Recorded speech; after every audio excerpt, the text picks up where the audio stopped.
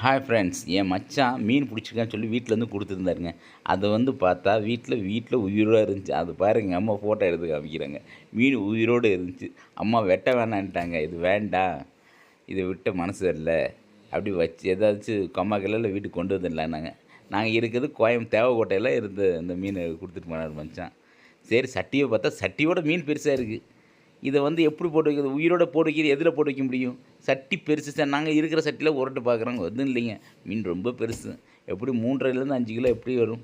தூக்கக்கூட முடியல. எங்கள் அம்மா வச்சு பார்த்துட்டு கடைசியில் என்கிட்ட தூக்க முடியலன்னு சொல்லி என் கையில் கொடுத்தாங்க. சரி, அது இருக்கும் சார், வேறு கம்மாய்க்கலைங்க, விட்டுடலாம் அப்படின்னாங்க. நம்ம விட்டாலும் இன்னொருத்தன் பிடிச்சி தான் போகிறான்.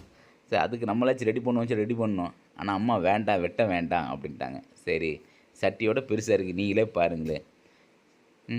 உள்ளுக்குள்ளே வச்சா மூஞ்சி மட்டும் தான் மூச்சு விட முடியாது. இருக்க முடியுமா? இருக்கிறதுக்கு கொஞ்சம் கொஞ்சமாக டைம் ஆகிட்டு இருக்குது. சரி, நம்ம அதான் ரெடி பண்ணோம்.